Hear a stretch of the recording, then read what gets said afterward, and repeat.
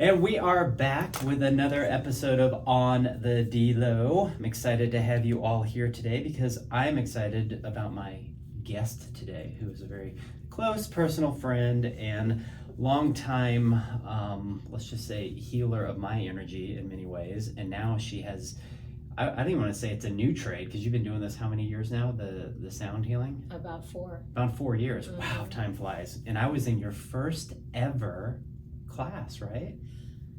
You came to one of the first experiences that I had when I was at Abundance Space. Yeah. Kim and I, my wifey, and I gotta tell you, it was the first time I had ever done sound, meditation, sound bath, all that sort of thing. And I show up and there's all these bowls and all these cool things, and it was one of the most amazing experiences I had ever had, because I'd floated away somewhere else. I told you this. I was like playing with my Australian Shepherd that I had when I was a kid. Yes. And literally was somewhere else for I don't know how long, but in human time it was like an hour. So anyways, Cary, welcome. Thank you. And Cary owns a studio, Shanti Sound. It's in, I guess that's Scottsdale, right? It's downtown Scottsdale. downtown I don't call it Old Town because it's a little bit further south of there. Yeah, a little down from Old Town. Yeah. So let's, before we get into the whole sound healing and meditation and all that sort of stuff, you've been in Arizona since 1999, correct? Yes. And where did you come from? Richmond, Virginia. What brought you out here? Well, it was a kind of a pivotal time in my life. I was starting a new job. I was engaged to be married. I was surrounded by people who were all getting married and starting their families, and I was heading towards that, but had a lot of reservations about going through with that. Yeah. So basically, my sister called one day, and she'd been traveling around the West and the desert Southwest in Colorado, different places like that. And she called me up one day and she said, I'm in Scottsdale and I absolutely love this place and I could live here. And I'm thinking, okay, I probably should go check it out, because I was just feeling like in a place where if I moved forward and went through with this marriage, then I was going to be in Richmond. Yeah. For the duration. How old were you this time? I was 31. Okay. Yeah, just kind of getting to know your adult self too. I was. Well, yeah, I mean, you get through your 20s, like, you know as well as I do that right. There was a lot of partying back then. Oh, yeah, we did a lot of it together. And it continued once I moved out here. Yeah, it absolutely did. So that being said, I mean, when you look at where you're at now in the last 4 years and what you've been doing, would you have ever predicted that you would be a sound healer and somebody that's like really into health and wellness and all that? No, because you were a maniac, right? Like me. I knew you were going to make me laugh through this entire interview. 5 years ago, 6 years ago, I would have never imagined owning my own business. I had a lot of unprocessed trauma. I lived in the corporate world of chronic stress for years, decades. Yeah. And I always thought, own my own business. What would I even do? I had no idea. Well, just that thought alone is probably stressful. Yeah. Yeah. What am I going to do? How am I going to do it? Am I going to have to employ people? Where am I going to pay, rent? All that sort of stuff. So you're saturated in this whole, corporate, structure, and you went from different types of corporate jobs. The ones that I'm most familiar with and I remember really had to do with like construction. Yeah, that was the last several years. Right. After 2008, I was in marketing and public relations for years and years. Yeah. And in 2008, all of that just disappeared. Yeah. So, major recession. So I switched gears and got a job with a commercial flooring company, which turned into a later position with a construction management firm, and met my husband during that time. He was in construction, and it's a very stressful career. It's a really stressful career. Nobody's ever happy. You're always worried about deadlines and installations and something going wrong, and right. And where's the next job going to come from? And so I was definitely living in a state of chronic stress. And a lot of that, I would assume, is also chronic partying too, because there are a lot of golf tournaments and drinking and just all that stuff that clouded your mind. There was a lot, because you're out entertaining. You want to have favoritism with your clients. You want to get that next job from them. So when I was in commercial flooring, I literally had to try to structure my work week around golf tournaments. Oh my goodness. I would play sometimes 3 times. That alone is stressful. Yeah. It's like I got to go out, entertain for 18 holes, then I got to get back and do my work. Or you got to work till 8 or 9 o'clock the next night to catch up on everything. Yeah. So what was it? What was it that had finally and eventually clicked with you? And I would assume in your 40s, right, where you're just like, I'm not doing this anymore. Yeah. Well, I mean, the toll that chronic stress takes on the body was, for me, insomnia, digestive issues, anxiety, depression, and I was really just needing to change. I was needing to make changes. I used yoga as my main form of exercise, and it was a great release for me, but I never meditated. I mean, I never went into that whole world exploring meditation. Right. And so I was out in LA one weekend about 6 years ago, and a girlfriend of mine had moved out there, and she'd actually been introduced to sound therapy. Once she relocated, she was from Richmond too. Yeah. And she asked me if I'd ever had a sound bath before. And I said, no, but whatever that is, it sounds great, and I really need it. And she told me what an incredible change that she'd been able to make in her life by using this as part of her healing work. And so I was intrigued enough. I got back here and looked around. There was a place called Anahata Yoga that was open at the time that had sound baths, but they didn't have a regular staff there. Like, you couldn't just walk in during the day and ask questions. So I went by there one afternoon and they were closed. And so, life went on, and a few weeks passed, and then one day I saw gong meditation on my yoga schedule, and I'm like, that's got to be what it is. So I'm going to go check it out. And I went and I experienced this hour-long sound bath, gong bath meditation class. And I literally was just sitting there on the floor after that hour passed, and I just had this thought come to me, and it said, I don't know where I'm going, I don't know what I'm doing, but this is going to be my new thing. Wow. So it just kind of opened up that portal, and you're just like, I'm going. It did, because I felt so calm and so peaceful for the rest of the day. And I had forgotten what it was like to feel like that. Did you think it was absolutely crazy to just be like, I'm going to go lay down and listen to sounds and wake up? And not really, because I was just open to the experience. Yeah.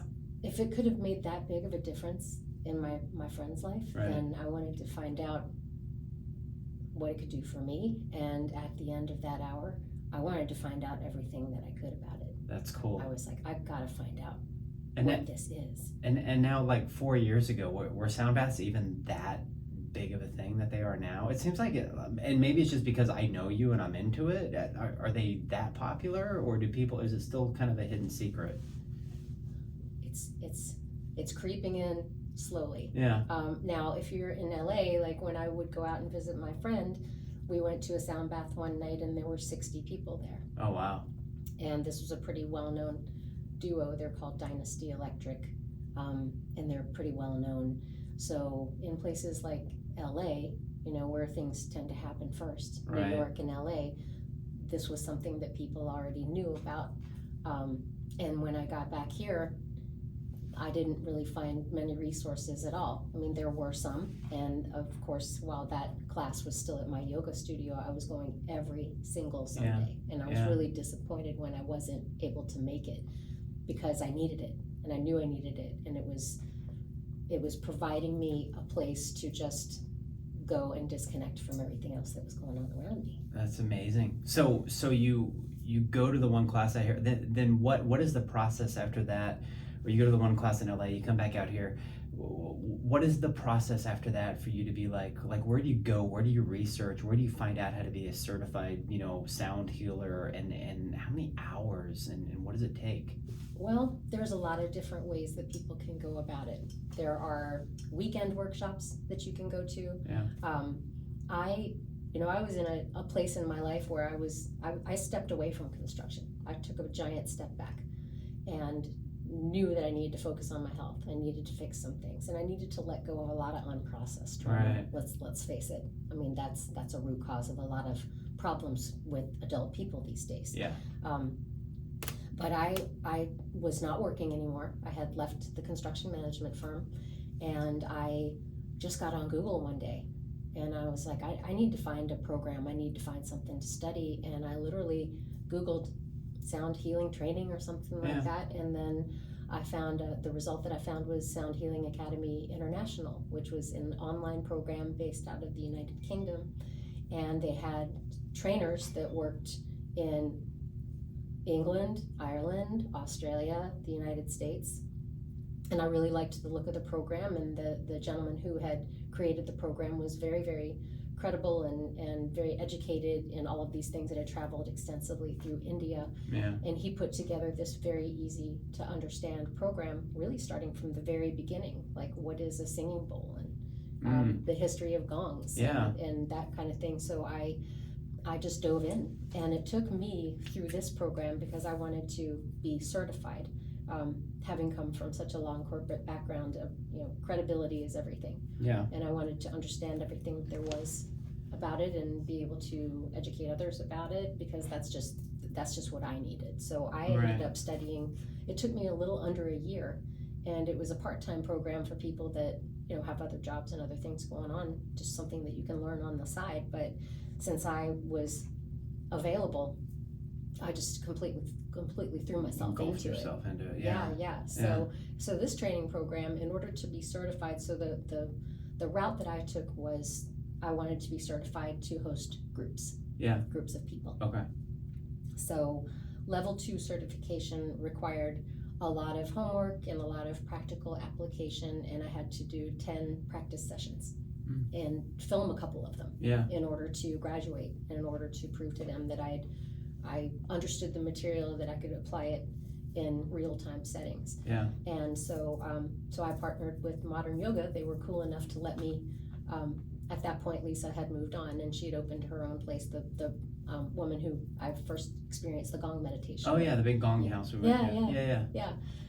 So she moved into her place at that point, or it was still under construction. So Modern Yoga had an opening, and I'm like, hey, would you be willing to let me have my practice sessions here? Yeah. So they said yes. And so I had practice sessions there, and they were community classes. They were no charge because I was still a student, and I just needed a place to do these practice sessions. And I also did them at people's houses, and one time I did it for a group of retired people at our condo complex. Oh, cool. They thought it was really cool. What's the difference between the energy of like doing it for one person as opposed to the energies of like a group of people? Well, a one-to-one session, you can get really specific, and people hopefully will open up to you about, what is it that you're going through, and what is it that you want to get out of this session today, because it's a really magical form of energy medicine. I mean, it's the oldest form of medicine that exists, and this is how cultures thousands and thousands and thousands of years ago used sound and vibration to heal all kinds of disorder in the body. Well, talk about that. What are the key elements to doing when you do a sound bath? Like, what are some of the things that it has been proven to heal or help or take care of? What can people expect? Obviously, somebody's not going to walk in with some debilitating thing and walk out whatever. Yeah. But what are some of the things that you've experienced while practicing? Oh man, for me personally, it has changed my entire personality. I mean, I'm still me, but I am no longer operating from the chronic stressed me. Yeah. I have become much more of an observer. I've been able to regulate my nervous system, not be so reactive to everything. Mm-hmm. And basically it all is the laws of physics. This is all physics. Mm-hmm. There's no philosophy about this. And Nikola Tesla knew this, and Pythagoras he even said, as long ago as Pythagoras lived, I don't know, what was that, a couple thousand years ago? Yeah, I can't even say his name. Yeah. Well, he's a mathematician and philosopher. And he understood, he said, there is geometry in the strings. There is geometry between the spheres, right, such as out in the universe, in between the planets. So he understood, and the ancients understood a long time ago, that everything in the universe is in a constant state of vibration. And that means everything in our bodies has a vibration. right. So it could be a chamber of your brain, it could be an internal organ, whatever it is, every single thing down to the tiniest atomic level has its own frequency.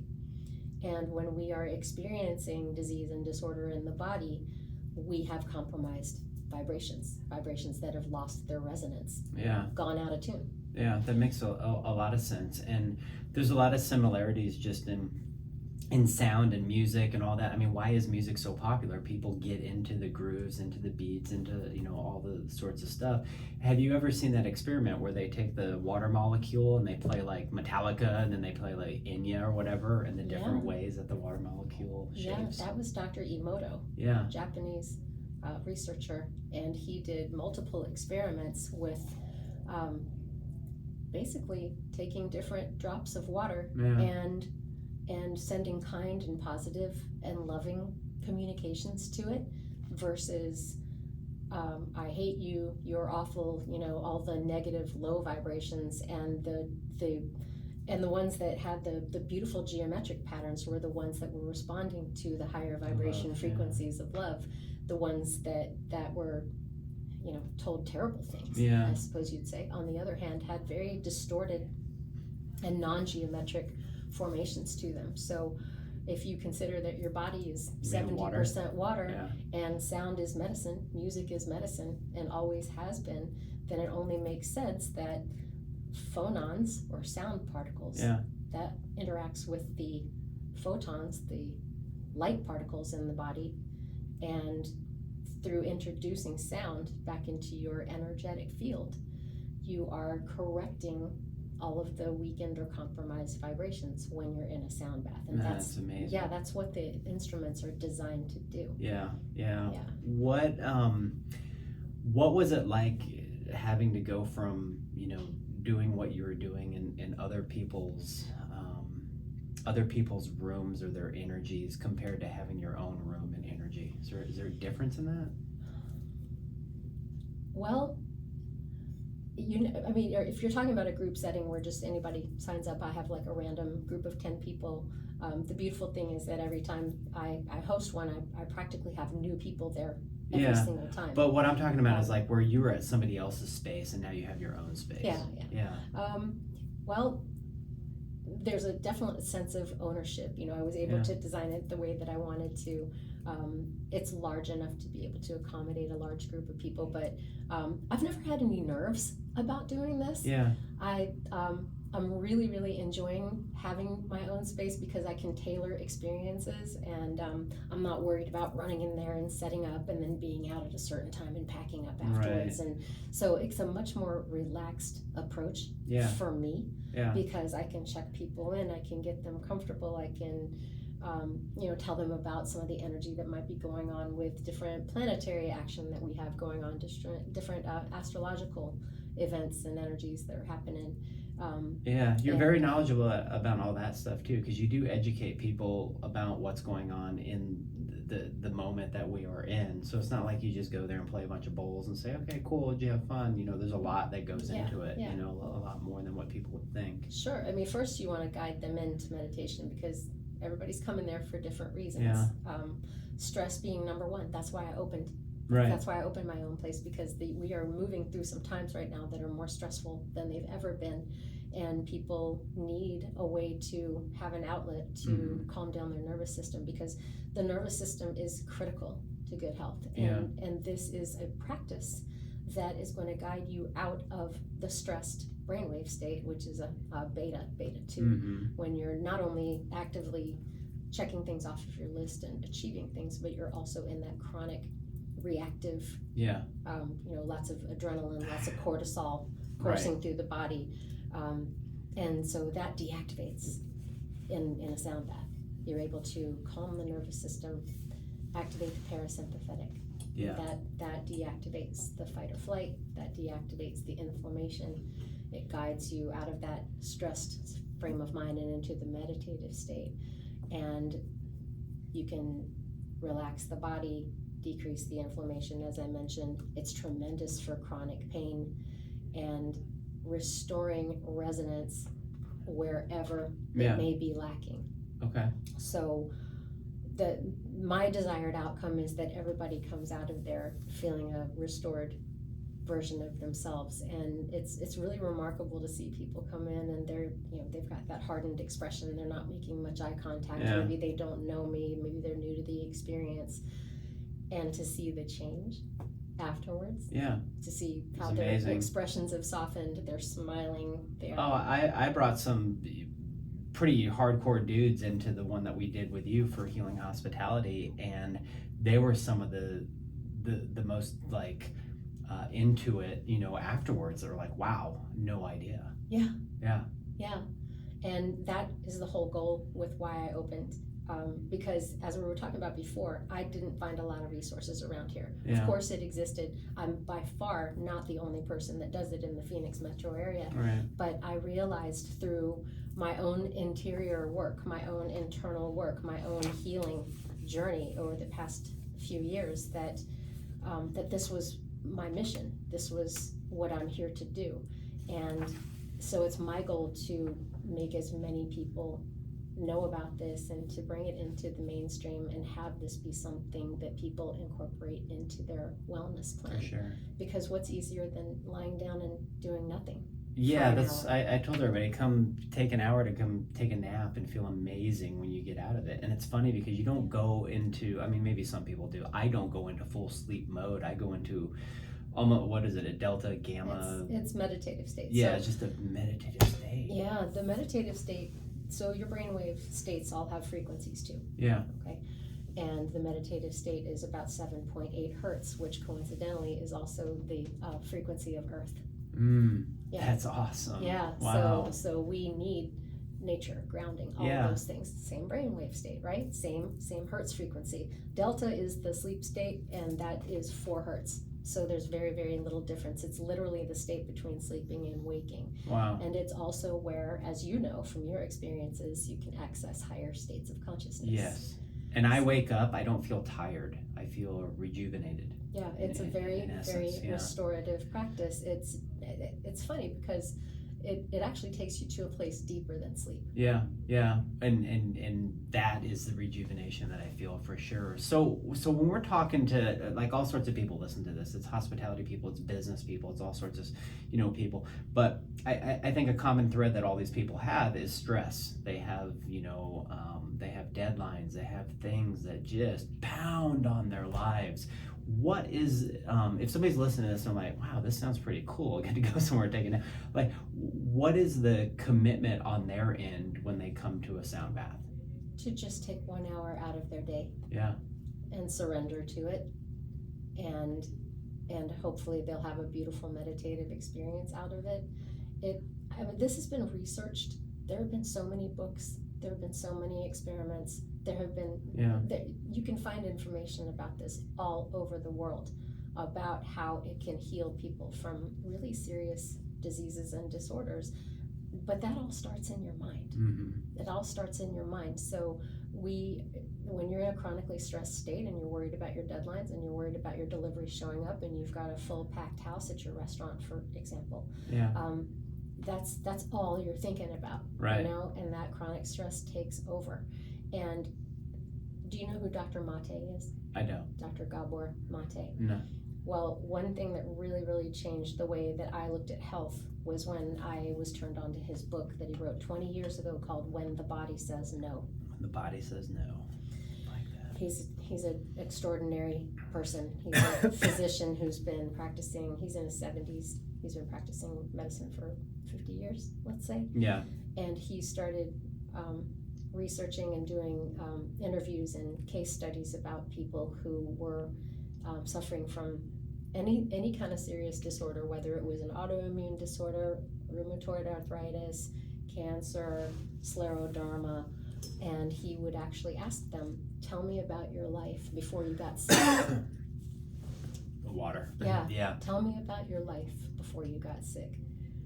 And what he found through these multiple case studies is that there were striking similarities between people's childhood experiences and life paths, that he could categorize people by the traumas that they'd been through and the way that they lived their life after the traumatic experiences that they had in childhood, more specifically, and how that correlated into different diseases. Oh, wow. Yeah, so stress and adverse ACEs, adverse childhood experiences, are going to shape your physiology. Yeah. Because emotions are part of the immune system.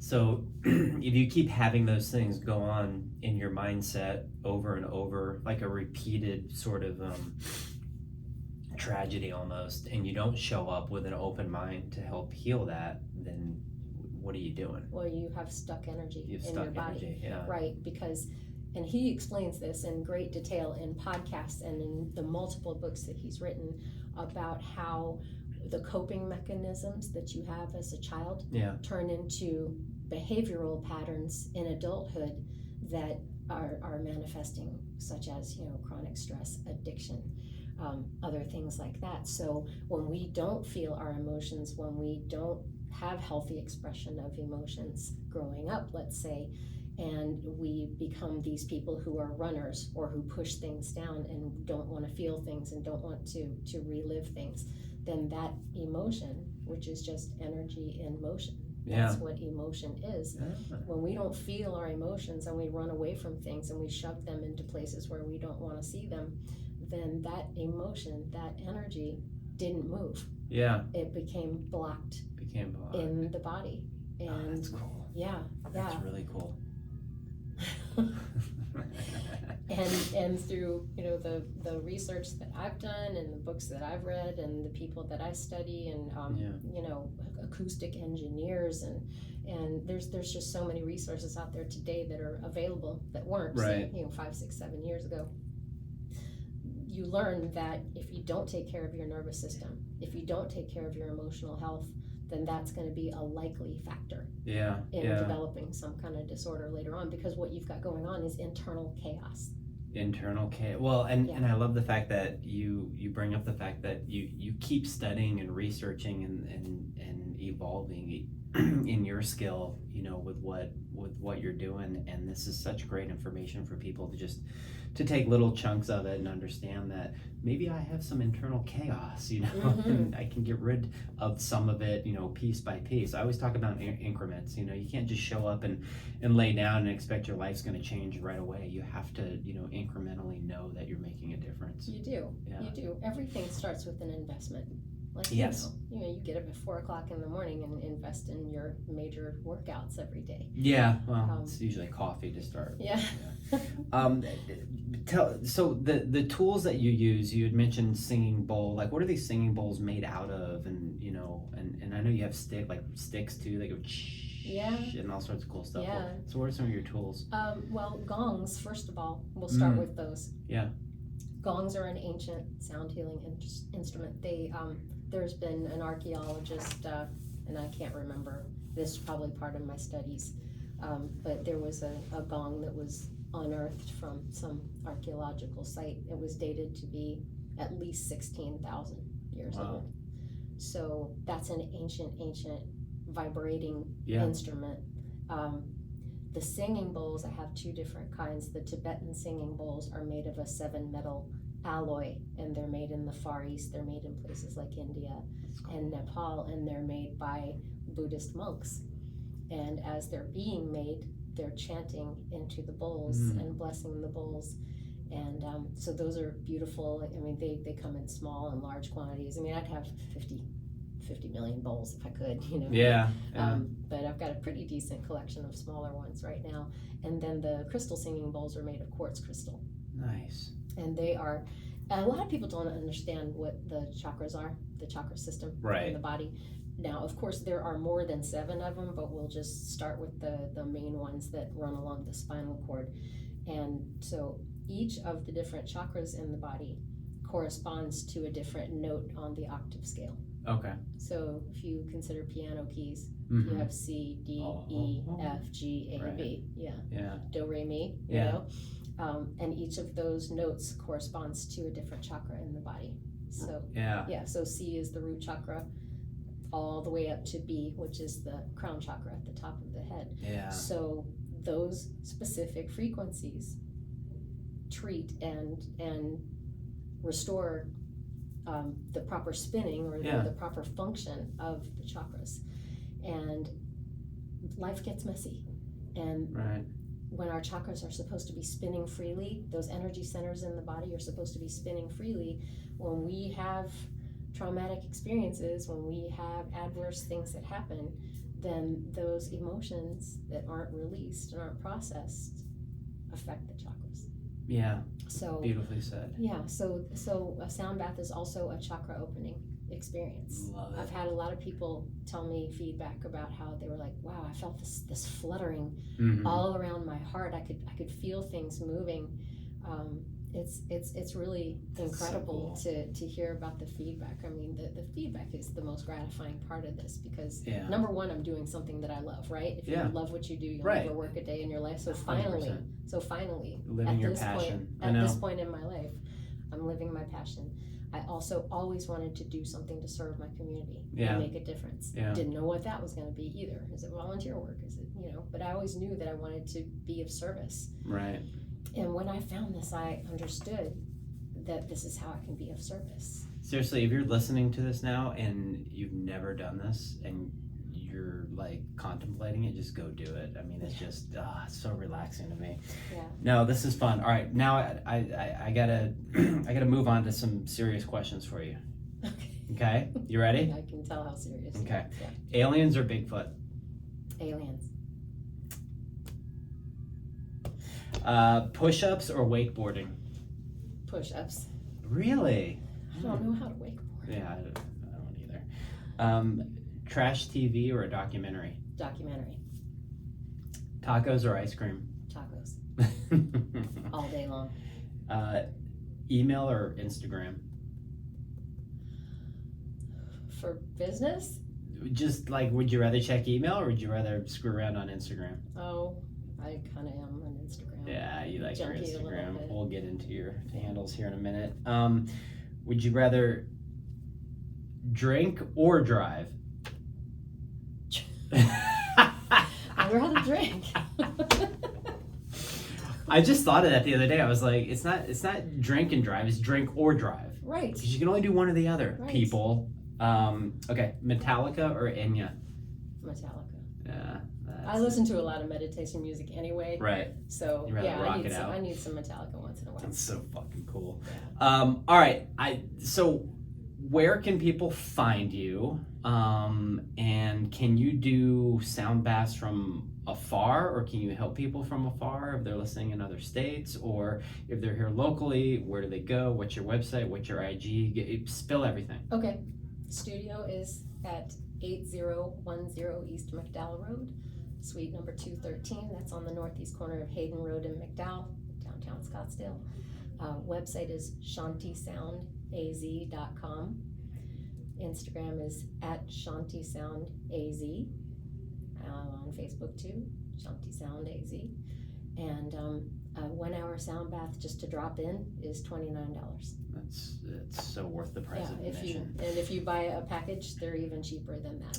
Yeah. I don't have my online really worked out yet.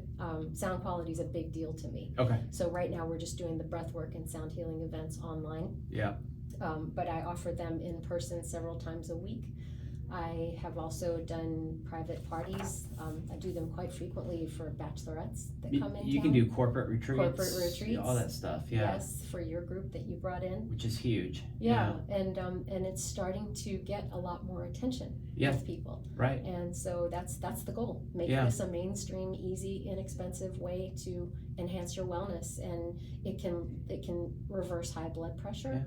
It can do all kinds of tremendous things. help your business owners, help your staff be less stressed. Just take them for an hour nap. You know, yeah, it's a great corporate outing. It's a great day out. Yeah, you got a Monday off, in the restaurant business, then take your employees for 1 hour and it might just change their life. 100%. No, this is awesome. And Shanti, so everybody knows, is Shanti. Yes. Yeah. In Sanskrit, it means a peace beyond all understanding. That is beautiful. Awesome. Well, Cary, thank you for coming and joining me. This is so sweet, so exciting. I appreciate everybody listening as usual. If you can, drop me a follow. Definitely, drop Cary a visit at her studio. Let me know how you like it and what you feel. And follow me on Instagram at I am the DELO. And the podcast is sponsored by myself because I can do that. And so, anyways, again, thanks for listening. Please share. All I care is that you share and share all to everyone with love and peace and harmony. And that's it. Peace out, everybody. See ya.